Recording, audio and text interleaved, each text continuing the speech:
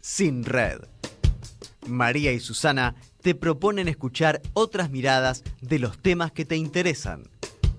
Todos los miércoles de 18 a 19 horas.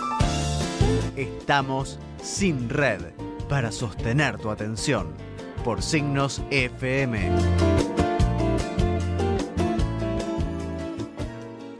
Trata del doctor Marcelo Corti, médico infectólogo, jefe de la división B, HIV-SIDA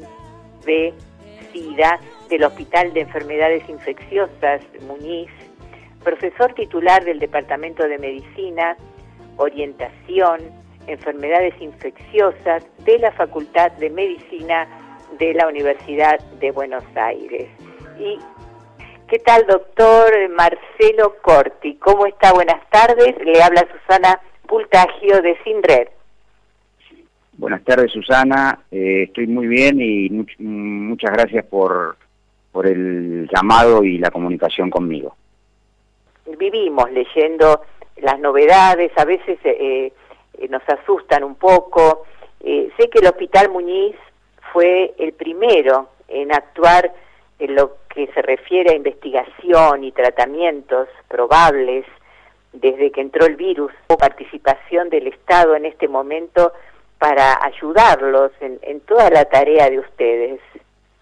Sí, efectivamente, el Hospital Muñiz, como hospital de referencia en enfermedades infecciosas de Buenos Aires y de la Argentina en general, ha sido uno de los 4 hospitales que ha elegido el gobierno de la ciudad autónoma de Buenos Aires para hacer frente a esta pandemia. El Hospital Muñiz es el primero, y luego están también el Hospital Fernández, el Hospital Argerich y el Hospital Santoyani.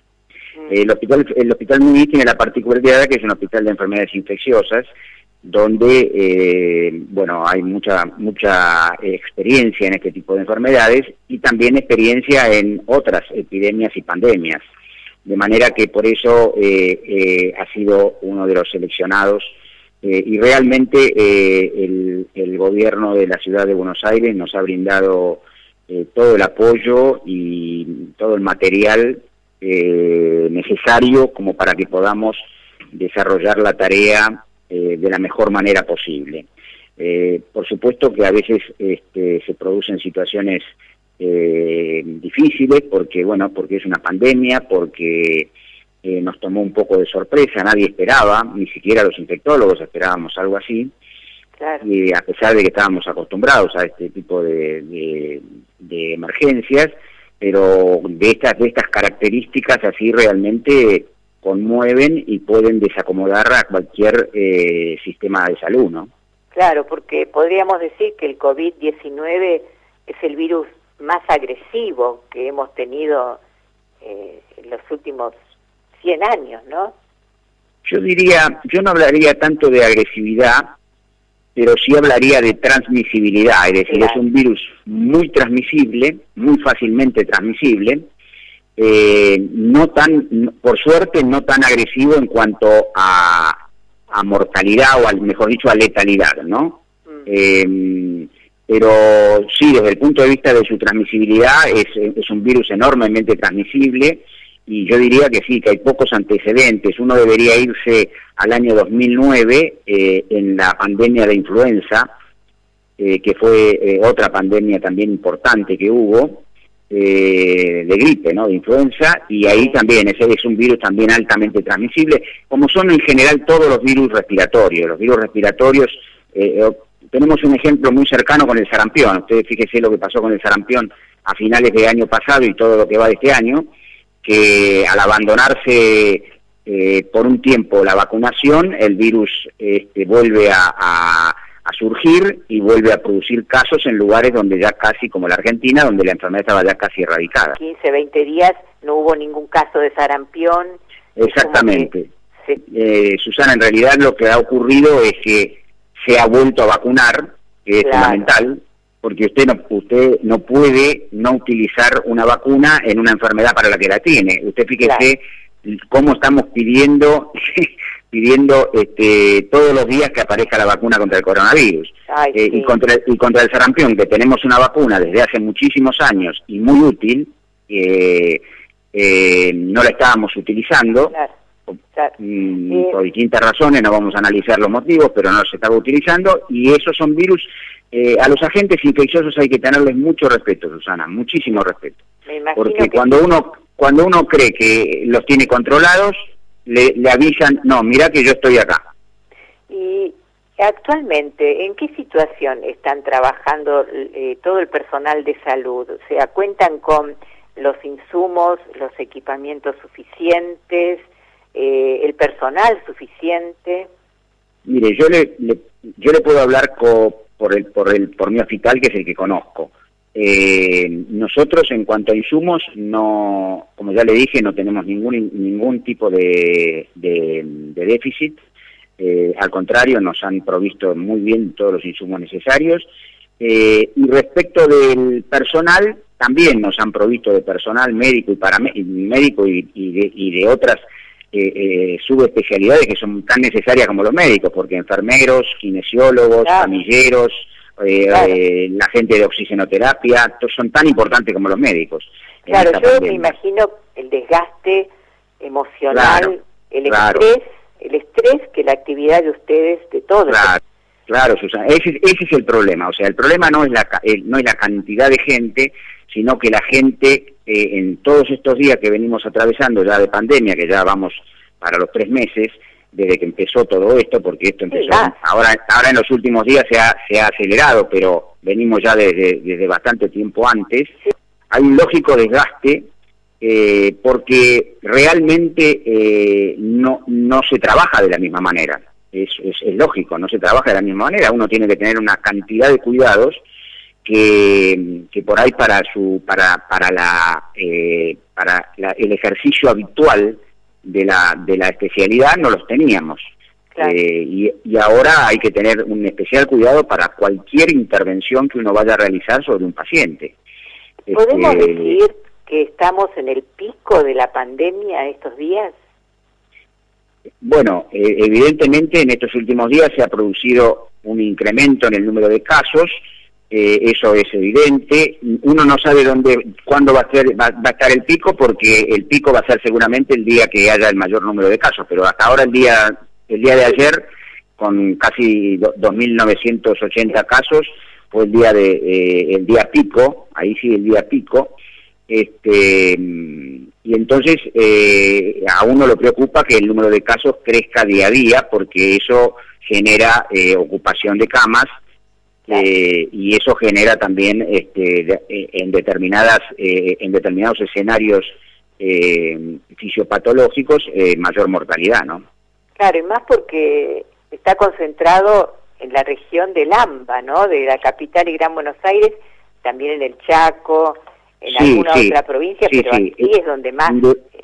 Indudablemente la distribución de casos no es igual en todo el país, es una distribución bastante heterogénea. El AMBA, es decir, la ciudad de Buenos Aires y el conurbano, tienen más del 85% de los casos, y también hay realmente un número importante de pacientes infectados en el Chaco, en Neuquén, en Río Negro, en Córdoba, algo menos en Santa Fe, pero en cambio que tiene provincias como La Pampa, como San Luis, como Catamarca, que prácticamente no tienen casos. Claro. Y los casos que han tenido no son autóctonos, sino que son generalmente de personas que llevan el virus desde el AMBA, ¿no? Claro. Hay mucha discusión con el tema de la cuarentena, que se hace muy extensa, que hay gente que considera que no tiene que ser tan estricta. ¿Qué opina usted con respecto a esta actual cuarentena y aislamiento preventivo que estamos haciendo para evitar más contagios? Mire, Susana, yo creo que la eficacia o el rédito que ha dado la cuarentena no puede ponerse en discusión de ninguna manera. A la cuarentena le ha servido a nuestro país y a muchos otros países que lo han implementado para impedir que este pico de casos que tenemos ahora hubiera aparecido mucho antes, y entonces todo ese tiempo que ha pasado nos ha dado tiempo como para fortalecer el sistema de salud, porque no es lo mismo el sistema de salud de la Argentina hoy que lo que era hace 3 o 4 meses atrás. Seguro. Y entonces, bueno, no se puede poner en duda la necesidad y la eficacia de la cuarentena. De hecho, nosotros nosotros podemos mirar en el espejo, mirarnos en un espejo y ver aquellos países que no hicieron cuarentena, sí. y realmente no les ha ido bien.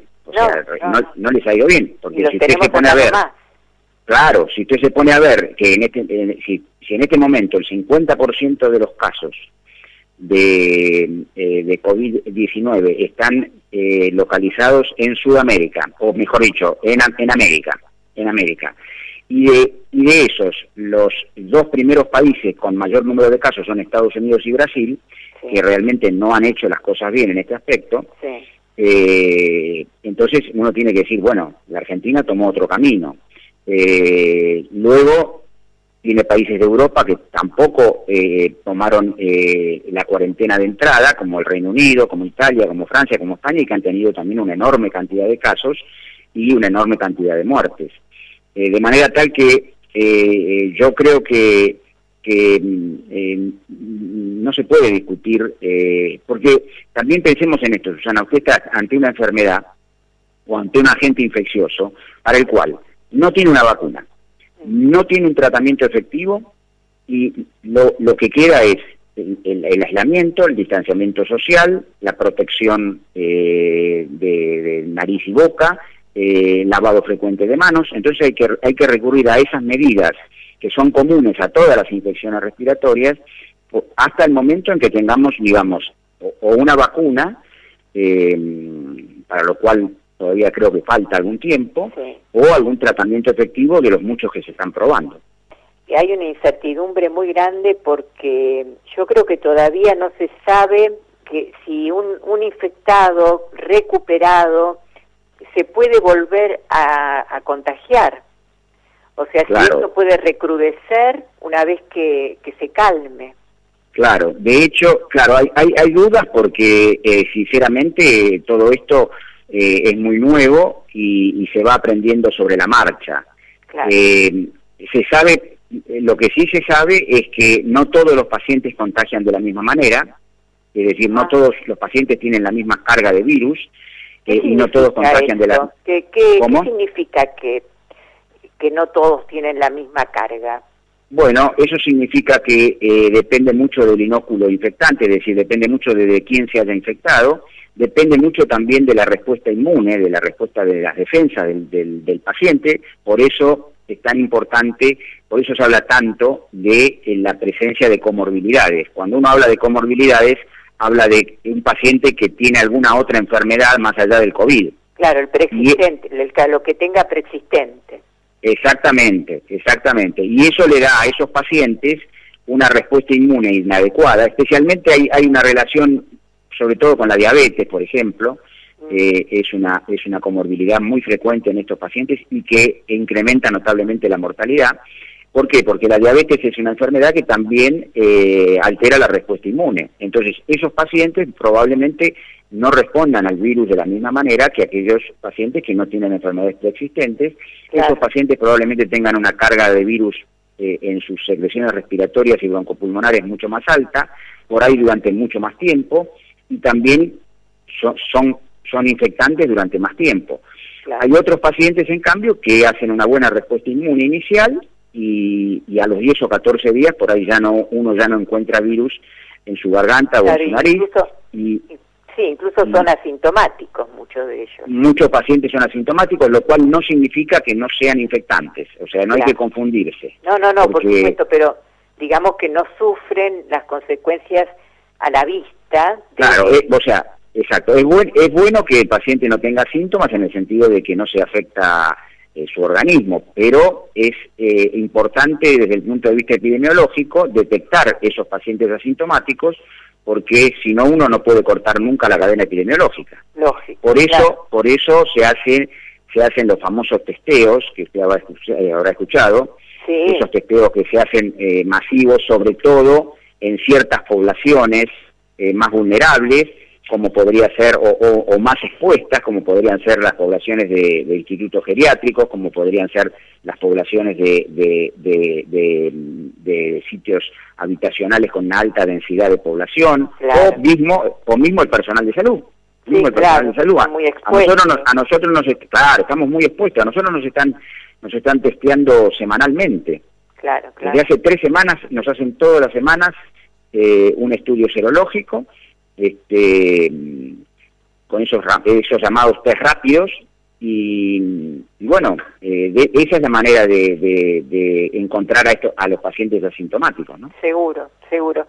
Bueno, yo no tengo mucho tiempo más, pero una última pregunta para redondear. Sí. ¿Está comprobada la efectividad del plasma en los pacientes recuperados o todavía se está estudiando? En realidad, el ensayo que se está haciendo con el plasma, que se está haciendo en 5 hospitales, el Durán, el Álvarez, el Argerich, el Fernández y el nuestro, el Muñiz, es un ensayo que está en plena evolución, digamos, se está realizando. Como todo estudio clínico, requiere de un buen número de pacientes, requiere de un muy buen análisis estadístico y requiere también de un grupo comparativo como para poder decir qué diferencias hubo entre aquellos pacientes que recibieron el plasma, digamos, más que de convalecientes, de recuperados, de pacientes recuperados, y aquellos que no lo recibieron. Los primeros resultados son bastante alentadores, en el sentido de que cuando se emplea este tipo de tratamiento tempranamente, se evita la evolución de la enfermedad hacia fases más graves o más críticas. También quiero decirle, Susana, que este tipo de tratamiento con plasma de convalecientes no es algo que los infectólogos no conozcamos. Usted sabe que hay una enfermedad que se llama fiebre hemorrágica argentina, o mal de los rastrojos, que es endémica en una amplia área de la provincia de Buenos Aires, para la cual afortunadamente hoy ya existe una vacuna, pero todavía hay casos de esa enfermedad, sobre todo en trabajadores que van de otros lugares y que no están vacunados, y para esa enfermedad el tratamiento de elección y con muy buenos resultados es el plasma de convalecientes. De manera que para nosotros los infectólogos es una alternativa de tratamiento que ya es conocida, En nombre de la comunidad, desde ya, muchas gracias por ocuparse de nosotros y en particular por haber estado hoy en nuestro programa. Les agradezco mucho, les agradezco el llamado, les agradezco el reconocimiento por haberme llamado y quedo a su disposición para cualquier otra oportunidad que podamos charlar de cualquier otro tema. Y ojalá habiendo superado esta pandemia. Muchísimas gracias, doctor. Gracias a ustedes. Que siga que tengan buenas tardes. Todo. Era el doctor Marcelo Corti, jefe de infectología del Hospital Muñiz.